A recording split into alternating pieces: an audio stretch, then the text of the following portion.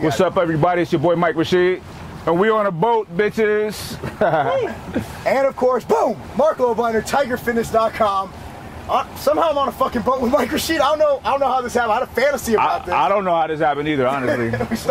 we were walking, deciding if we want to go to the beach or go to the docks. We went to the docks and we stole a boat. So we're rolling here. We wanted to do a sexy gondola ride, but that didn't pan out too good. So we got something better. We got a boat. Now we're gonna run into another boat. Nah, I'm good. Fuck it, maybe he can drive. All right, so we're gonna do a Q&A for y'all. Y'all know we always get move locations and we explore beautiful California and all of its splendor. So today we're on the ocean, Pacific Ocean. So we Sean's gonna go ahead and shoot out the questions, and y'all sent a lot of good questions yesterday. Appreciate that. Tons of great questions. So we're gonna go ahead and start answering them and go ahead and fire it away. We're gonna do this rapid fire. First question is, what's your preference for chicken, grilled or baked? Oh man, you gotta go grilled, man. I'm from the hood, man. We eat our shit grilled. You gotta grill. Baked chicken comes out, you got that greasy shit, that fucking fat that floats on there. Grill your chicken, man. I prefer grilled, but if you bake, I have a good way of baking it. I tint it in an aluminum foil. Keep the moisture? Keep the moisture in, because if not, it gets real dry. Right. Can't handle that. I don't like nothing dry. What about you, Rob? Grill for me. You know what I'm saying? I like that fire on the meat. I like those carcinogens. Yeah, I'm all about the carcinogens, man. Next question. You don't have to do every one. You can skip around. I'm picking the best. All right. The chicken was one of the best? That was the best. Damn. Oh my gosh. Okay, how many meals a day do you eat, and how far apart do you space them? Me, I do 4 meals a day. I don't do the typical 7 or 8 or 9. Now I do 4 meals a day. I can't tell you the exact hour, but because it doesn't matter. It always happens. They always end up happening around the same time, especially when I'm not traveling. When I'm traveling, honestly, my diet is all over the place. I eat when I can. But I will say this, I do not knock when people do the 7 small meals a day, because it can speed up your metabolism. It works. I mean, it's something that people, bodybuilders, for instance, have been doing for years, and it works. It'll get you lean. But I have a fairly healthy metabolism. I don't need to do that. But I don't knock it at all. I don't knock anybody's method. You try it. Try it all and see what works for you. I advocate at least 3 meals a day, 3 to 6, somewhere in there. Meal frequency is not the main issue. The main issue is, at the end of the day, where your macronutrients at, your protein, carbs, and fats. But right now, since I did have the abdominal surgery, I can only fit so much food at one time in my stomach. So I'm eating between 7 and 10 times a day. Smaller. Just because I can only fit like 300 calories at a time in my stomach. Right. It's all about what works for you, what you can apply to your life consistently too, you know? Right. If you can't consistently eat 7 meals a day, don't set yourself up for failure. Do it in 4 meals and be more prepared. Yeah. Right. Yeah. What about you, Rob? I got 5 meals a day, 5 good meals. Split them up between like chicken and fish, probably like every 3 hours. Right, and I do a lot of calories, but I do 4 meals because I like to eat big meals. It's hard. I've done the 7 smaller meals before, and every time I'm finished eating, I feel so unfulfilled. I'm still hungry. Yeah, so I gotta, sometimes 3, but I gotta do 3 to 4 meals. So you ran over. Coming on us. Okay, next question. How often and how would you train lagging body parts such as calves, forearms, and traps? Just give up. Just give up. Just give up. Mike. Give up. Honestly, calves is very, very interesting, because people's calf size are genetic. I don't care what anybody says. All right, that's one thing. Now, to grow them is very difficult, because calves are a muscle that you actively use every fucking day when you're walking. A lot of slow twitch muscle. Right, exactly. So what I do, and when I do see the gains for my calves, I do them about 4 times a week. You got to stay on it. Sometimes I'll do it every day, like 5 days, So I do mine a lot, and I'll go heavy for a shitload of reps. Calves are very strong. You can really beat your calves up. So I do a lot of weight, like 20, 30, 40 reps at a time. I start out doing like 50 reps, and then when, as I start to fatigue, the reps are reduced, but each set I'll do as many as I can. And I have classic black man calves, so I have a very high insertion. So the best thing I've learned from a good friend of mine, Brandon Ray, taught me to do seated calf raises. It really helps with the soleus. And also another one y'all should do is another good thing that I do is the front of your calf that's meat there too. Man. The tibialis, right? So I'll put a 35 pounder on my toe, and I'll do a superset from the back of the calf to the front. So I'll do 20-20 or whatever, and that really helps with my calf development. Yeah, Hammer Strength has a tibialis machine. It's actually pretty expensive. Yeah, it's really too. cool. I've seen that. Here's the thing with calves. I'm on the same page as him. I have weak calves. Again, I'm a classic black man. So, yeah, I mean, shit, lucky he's weighing that side down. So, I mean, I train mine 2 to 4 times a week. Again, heavy, hard. I found that, it's such a muscle. People are like super high reps, super light weight. That's what you do every day when you walk. And I like splitting up between seated and either leg press or standing. But at the end of the day, calves are so genetically predisposed that for guys like us, who actually have big quads and hams, it makes the discrepancy even bigger. So they'll look at us, oh, you guys don't train legs. When in reality, our quads and hams will dwarf most freaking pros. Exactly. And you guys need to stop. You see somebody in shorts or pants and say they don't train legs. You can't see their legs. Yeah. What are you talking about? I ain't wearing no booty huggers. Right. I see that so many. Oh, you need to train legs. You can't even see my legs right now. Y'all probably saying that right now. You can't see my legs. Why don't y'all look at when we did our guest posing, come there and tell us we don't have some fucking legs. Exactly. You can't, if you see somebody, there's a lot of, you got Tony Freeman, even Dexter Jackson. You got guys who don't have the biggest calves that are still top level bodybuilders. You know what I mean? It's a total package. Get them shredded. When you see the complete package, you're like, oh, it looks good. It works. I've never seen anybody who had, really like well-defined big quads and then the calves just look stupid. It always ties in together. You know what I mean? Next question. What do you think about your body adapting to certain training regimens, and how often do you need to change your training? I mean, we spoke about this earlier. I mean, the bottom line is, I change my. When you're an advanced lifter, we went to the gym today. We're like, fuck it, let's do hack squats. I think as a beginner and an intermediate, I like 6 to 10 weeks. I think longer than that on one program, but I do think you need to adhere when you're a beginner or intermediate to a certain amount of time so you can actually see the progression in the lifts and the training you're doing. But for advanced lifters, you're at the point where if you overload the muscle, that's what you're aiming for. So that's why people like, Mike, myself, Sean, and Big Rob over here, we can go to the gym and say, man, I really want to do hack squats today. Right. But I think it depends on whether you're a beginner, intermediate, or advanced how you do that. But if you're a beginner, intermediate, I like to see 6 to 10 weeks. One thing I don't like is I see guys train with a certain style for like a week, not blow up and then switch.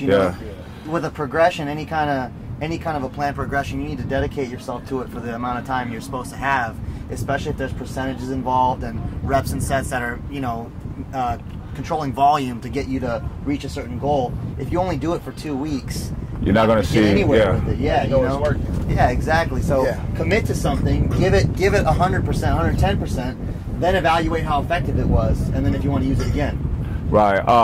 He said it perfectly. It's a planned progression. If you guys, any of you guys who gotten any of my programs, you'll see the first movement is a set progression. It's all about, for me, it's all about progression. So basically, on all the primary lifts, you gotta go to, how I train, to failure. Because if you don't, you won't know how far you can go and you'll never grow.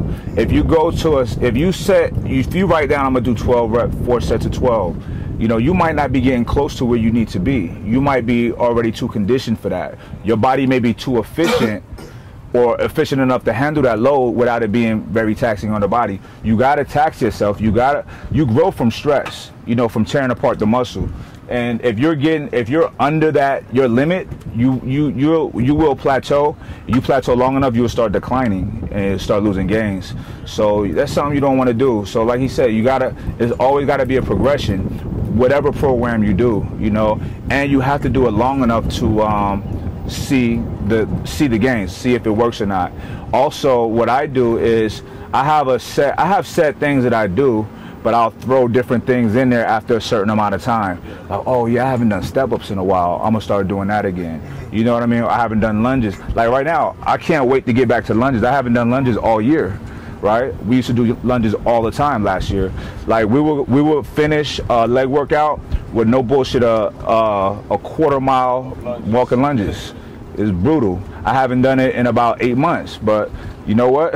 We're about to go back to that pretty soon. So you throw something in there that in the mix that you're not used to anymore, you're gonna see a lot of gains from that. But you're a big fan in general of planned progressions for the primary movement. Right. I am as well. So people always, they see me or they see people I work with doing big lifts, and they're like, how did you get there? Well, you didn't just walk in and decide to do it. Nah, you gotta work at it. Yeah. And you know, that involves sometimes taking steps back with a deload or whatever you need to do, but everything's planned, and you don't just walk in and just guess what weight you're going to use. So that's when the planning comes in. Right. Yeah. See, I'm not one to write everything down, but I love training so much. It's been a huge part of my life for so long. I remember every weight, every set. Yeah. Right. You know, I don't know why. Some things I just can't remember, but that's something that I really remember. So I always got it up here. You guys, I don't want you guys thinking, oh, Mike Rashid is going to the gym and beast out. No, it's a method to the madness. It is, yeah. It's a method to the madness, and it's very specific.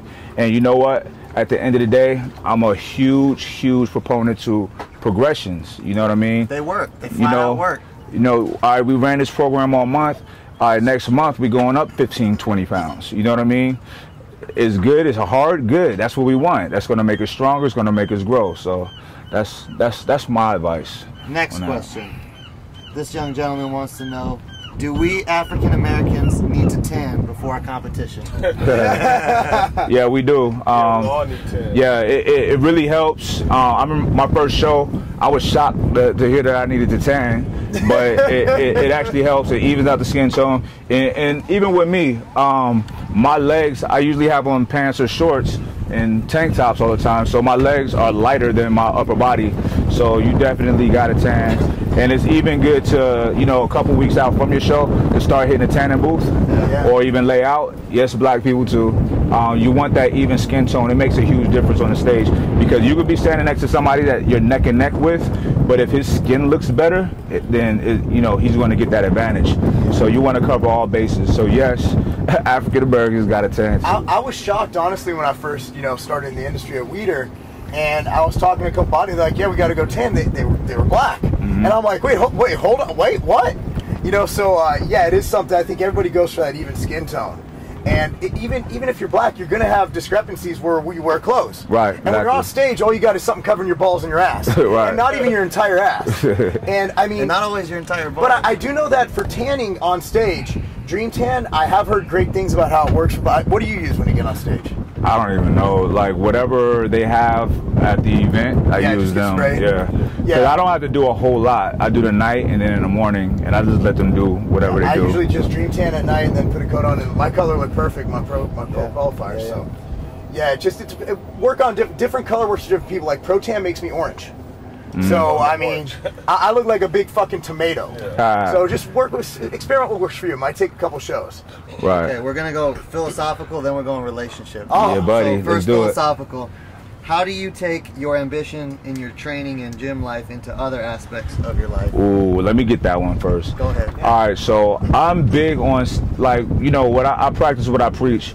And I tell people all the time that, you know, when I first said, you know, fuck it, we overtraining now, we're gonna turn that around. It's a reason for that. And when we do stuff like the Iron Marathon, 200 rep sets, all of this crazy shit, is not for your body, it's more for your mind, your heart, right? So basically, this is a philosophy of mine. When you consciously put yourself through very stressful tasks, like say in the gym, right? To me, that's practice for facing adversity and conquering it in the outside world. I feel like the gym is just happen to be a place where me personally have found that I can practice fucking being a strong-willed person, you know. So yeah, absolutely. I feel like, because you know what, I'm not caught up, like, yeah, this is a somewhat of a very like vain industry, but I'm not caught up in my body image, honestly.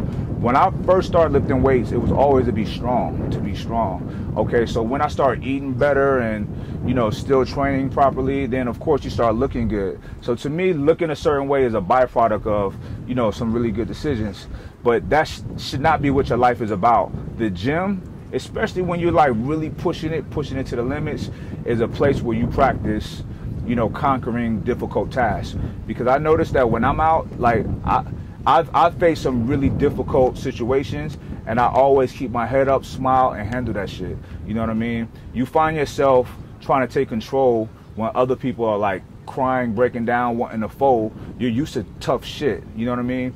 I mean, the gym is supposed to make you a tough person. You know what I mean? Especially when you're really getting after it, you know? So, you know, even with your friends, you're not going to Rob is not going to let me cheat on reps, and I wouldn't let him. And I wouldn't do it, and he wouldn't do it. You know what I mean? It just helps.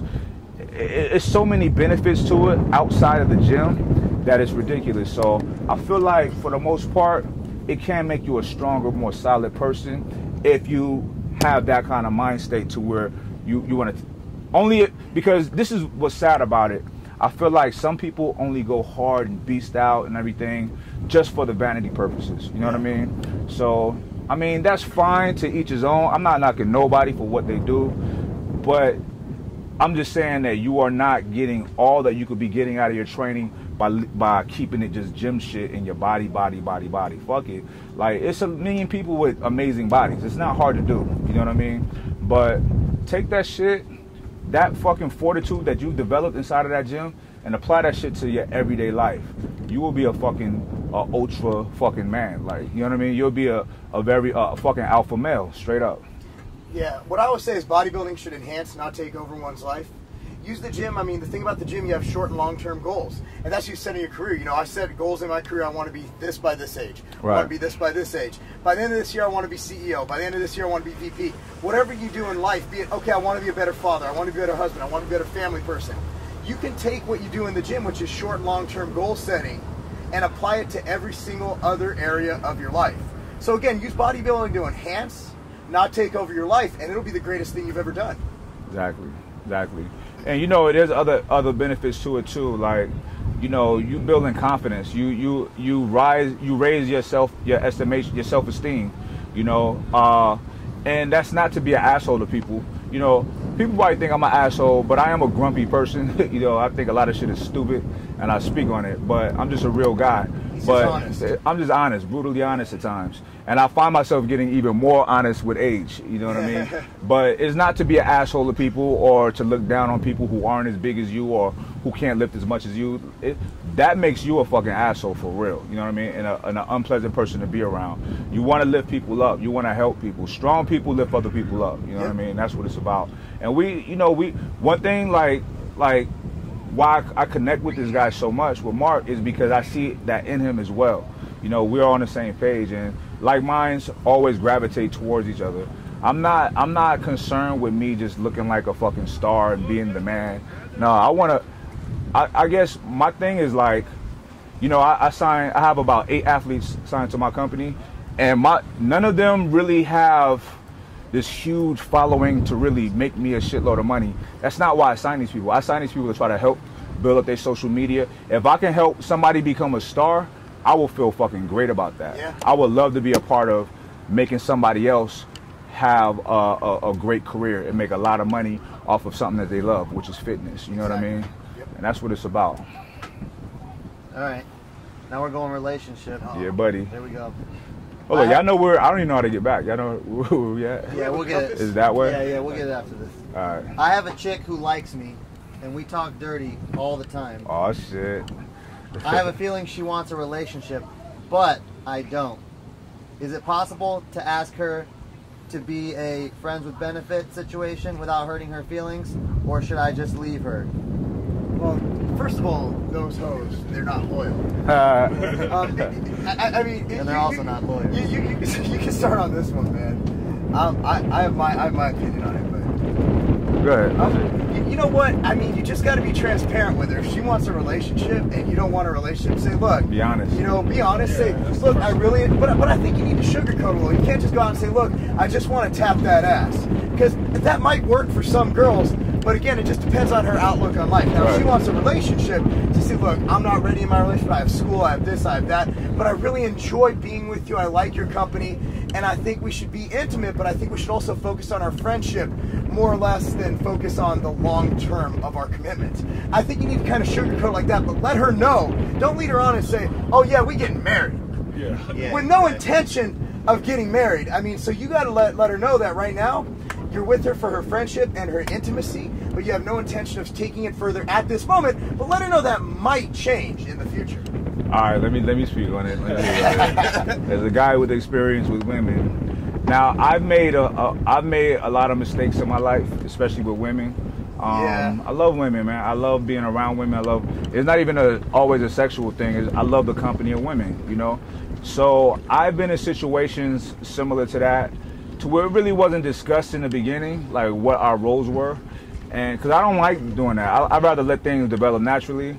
But I've been in situations to where, you know, I know someone will want it more than what I wanted, and I didn't really say, hey. I just kept enjoying her company, without really letting her know that this is not my intentions on, you know. And I'm gonna tell you this, it ends up, if you're like me, like I only spend time with people that I really like, and whether I want to be with them or not, but people I really like, and we become really good friends, and it ended up hurting them. You know what I mean? It's not cool to hurt people, man. It's not cool. It's a horrible feeling. You feel terrible. If you got any goodness in your heart, you feel fucking terrible. And then you'll lose a friend. You know, I lost one.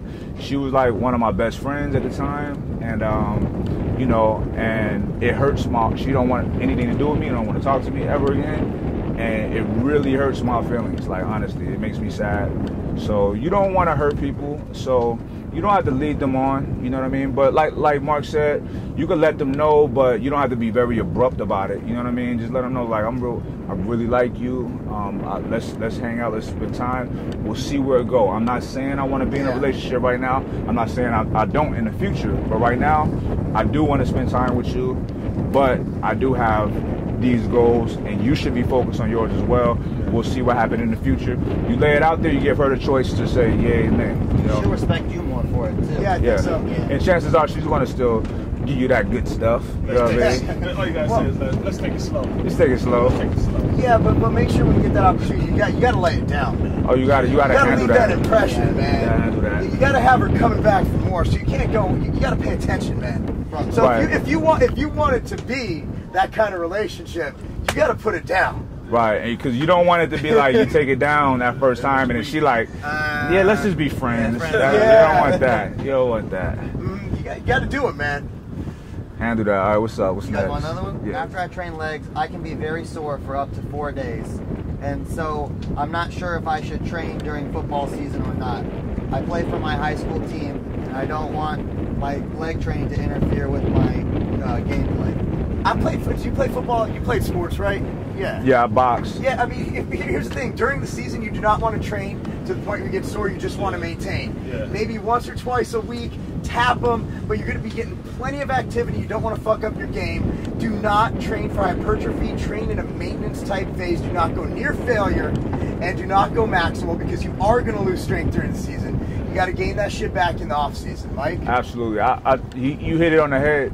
When you're in season, you focus on your skill work, and your strength work. You just maintaining power. Because a sports-specific training, you get that training on the field, on the court, whatever your sport is. Yeah. That's the best way. I'm a boxer, and people, you know, you see people look phenomenal in a bag and this, and I'm like, no, you need to box. You need to be in a ring to get good. So it's like, and that's with any sport. You do the sport to be good. And strength training, honestly, as huge of a proponent I am to lifting, you don't have to lift really to be a good athlete in your prospective sports. Some of the legends never lift. You know what I mean? But I'm not saying don't do that. But like Mark said, do it in the off season. Fucking that, guys. Really, your off season, make yourself stronger, faster, better. Fucking focus on that. Don't wait till next year, till season start to start practicing. Work on your stuff on the off season. But Don't let the weights dominate your skill training, because that shit is more important. Specificity. You're a football player. Don't worry about strength and fucking gains. During the season, you're supposed to be knocking people on their fucking ass. Exactly. Yeah, I'll tell you, I mean, from a little bit of an anecdote here, I work with a number of MLB guys and designing their strength training for the off season, but as soon as we come into the season, it shifts from strength and hypertrophy goals to mobility work. You know, maintaining full mobility in the joints, and maybe one actual lifting session per week, actually. Yeah. Just for maintenance. Maintenance is the goal. You may even regress slightly because you're performing on the field. And you're doing a lot of cardio. Yeah, exactly. I mean, cardio's not conducive and to you're traveling. I mean, this isn't the pro level, but even when you're just playing, you like everyone said, you're an athlete. You're doing your job on the field, so you don't want your training to take away from that. Exactly. I remember, when I played, I used to use resistance training. Exactly. Yep. So, Exactly. a little better. Right. Remember, guys, lifting weights, you have to train for specific to your goals. You know, so if you are a baseball player, if you're a football, you don't have to be in there doing a fucking Iron Marathon with curls. You know what I mean? Yeah. So you train specific to what your needs are for your sport. In college weight rooms for football, et cetera, they don't have curl machines. Right. They don't. They have, because it's fucking pointless for what they're doing. They're training for specificity. Absolutely. Next question. When did the business aspect of lifting weights come into play, and how did it start? For me, man, you know, it wasn't even a plan. Honestly, like I told some of you guys know this, but I hit really hard times a few years ago, to the point to where I hit rock bottom, to where I was homeless. And, you know, I sat down, wrote out a plan. I had a place where I could sleep at night, but I couldn't be there during the day.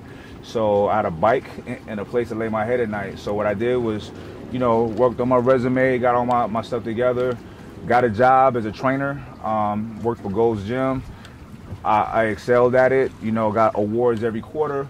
My plan was to train for a year and then for a corporate gym and then leave and do independent. I did exactly that. Got the Metroflex, and then all the magic started happening from there. We had a lot of, I got noticed by like photographers because we had a lot of photo shoots at the gym. And, you know, they would approach me, you know, for shoots. And that's just a testament of staying in shape, guys. Just stay in shape, you know. Exactly. So that happened, and then, you know, I started getting more, you know, start competing and getting into the industry a little more.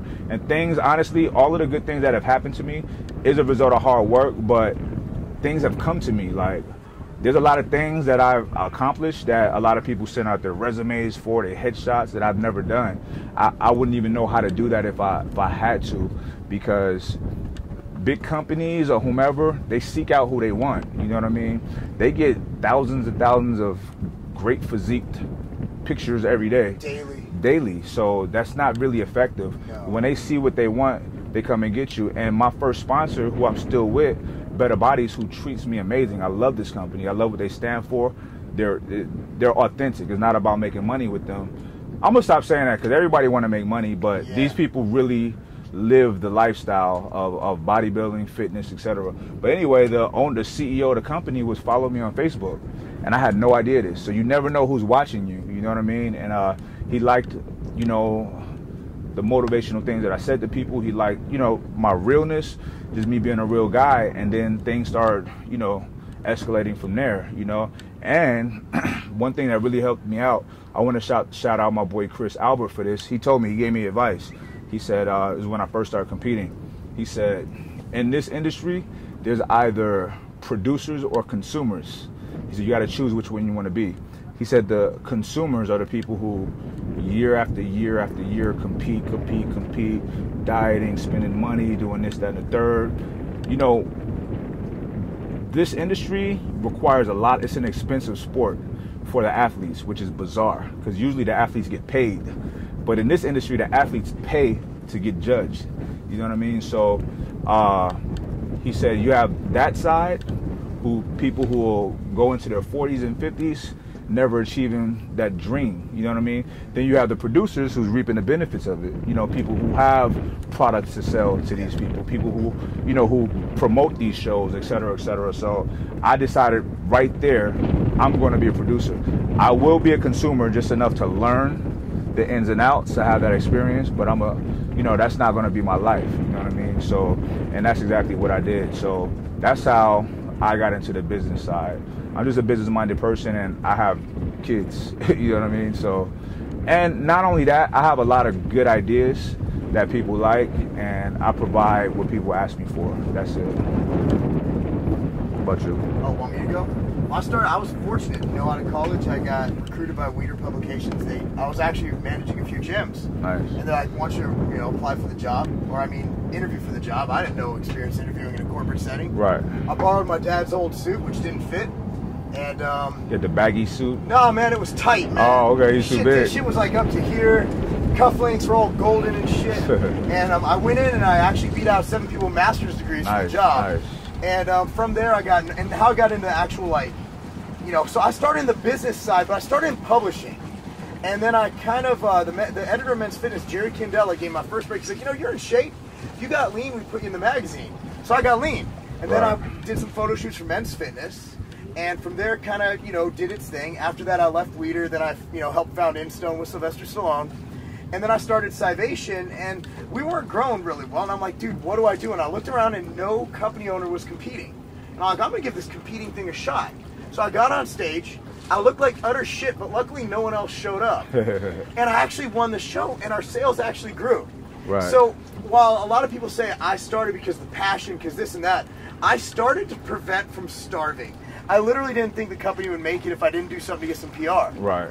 And obviously, you know, at the same time, we kind of brought the intra-workout category into play with the BCAA intra-workouts. Right. And it all kind of worked out. But, you know, I'm a bodybuilder. It is what it is. I mean, I've always been into fitness. Obviously, I was in the gym industry. I was powerlifting at 19, 20 years old. Right.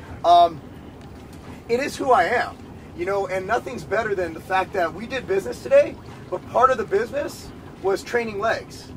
And I mean, but at the end of the day, we have to turn profit. We have to do business. We have profit loss statements. We have to pay our employees. We have to keep our lights on. So it is a business like any other business. But for what we do with our hybrid, like if you go to another large company, dude, the CEOs don't even fucking lift. They don't train. Yeah. They don't train. So we're an anomaly. So don't look at us and say, that's the industry. Literally, Sean, myself, Mike, we're 3 of maybe 7 in this industry who do what we do. Maybe 7. I'm just pulling that on my ass. It might be 5 who do what we do, who kind of combine all of the aspects of what we combine. So don't look at us and think this is typical of the industry. You're looking at literally people who are trend setting, who are changing the format, where you know what, you're buying from a company that actually gives a fuck, who actually lifts, and who actually cares, and who not only makes products for you, just based on budgets and forecasts. No, we fucking use the products. So that's what we're trying to do. And that's what we're so passionate about what we're doing. Because we're not just viewers like the others, we're doers. So that's why we're so passionate about what we do, because this is us. While I started for business, I'm a fucking bodybuilder. We're pro bodybuilders, man. Look at that shit. We might not be fucking Branch Warren and Jay Cutler, but I guarantee you our cocks are twice the size of theirs. Didn't expect me to go there. No, but this is what we do. This is what we fucking do. We love it. He's absolutely right. And, you know, it's funny, like, sometimes you guys, you know, will promote a product or something like that, and people, oh, you guys, are you a sellout, or are you trying to sell us shit? Like, yeah, dude, I'm giving you, bro, you want me to sell you shit, or you want some fat dude selling you some shit, telling you how you should train or take, or what to take? You know what I mean? It's like, y'all should appreciate the fact that we're in this probably more than some of y'all, honestly. You know what I mean? Yeah. We live this shit day in and day out. A friend of mine asked me today, I said, yeah, me and Marc training legs today, blah, blah, blah, blah. It's a Sunday. He said, damn, bro, when do you take a day off? I'm like, there are no days off in business. This is my job. This is, you know what I mean? He said, we're trendsetter. We have to, you know, we develop training programs. I mean, we're so involved on every aspect, you know what I mean? And I think that's what some people don't appreciate. The ones who do, I fucking love y'all, man. Y'all get it. But some don't. Some want everything for free, and that's not this world. This is not, you don't go get a haircut and get mad at your barber for charging you. You know what I mean? You don't go to the grocery store and be like, oh, well, I gotta pay for this fucking food. I mean, fuck. You don't do that. Why you do it with us? You know what I mean? We're providing you valuable stuff, man. Like, seriously. Like, and even when with these guys, like, we all have our own companies and sell supplements and everything. But, you know, he brought me something today that I'm fucking excited to try. I can't wait to try it. You know what I mean? It's because I trust these guys. Like, see, when I did a video a long time ago when I first put out Pre-Alpha, I said, this is coming from a fucking consumer standpoint. Y'all should be excited about that. And that's why I love these guys. Is like, their products, well, I'm gonna start using his. I'm already using Marc's. And it's like, dude, this is what other lifters want. You know what I mean? Absolutely. Yeah. It's like we're all in touch with the fucking streets, with the pulse of the people. Yeah. We make stuff we want to use. Yeah. Exactly. That's what I'm talking about. That's it. And the thing is, it's like there's all these I'll use both their pre-workouts. I have a pre-workout, but I use all of them because you know what? They all have their own advantages and their own strengths, and I like them on different days. I like to mix that shit up. So then they say, well, how do you compare this pre-workout to yours or this, that? It's like, dude, they're both fucking good. Try them both and buy them both. Do what you want with them. Use them on different days. I mean, there's a lot of good things in this industry. There's a lot of good people. There's a lot of shitty people, and the industry gets a black eye. But at the end of the day, I mean, that's why we love doing this shit together, because I'd rather band together as the good fucking people in this industry than, because I mean, look, one-on-one we ain't gonna take down the big dogs. Right. Together, I think we're gonna set a trend. Right. And this is something I'm gonna put it out there. Like, this is something which y'all have to consider. Like, all right, you have your popular people out there who's been in this industry for years, right? And all of a sudden, you know, they'll go from one company representing one company to this next company. Like, and you guys will buy the product because they're standing behind it. But they just fucking moved over. You know they're not using the shit. You know what I mean? They just did it.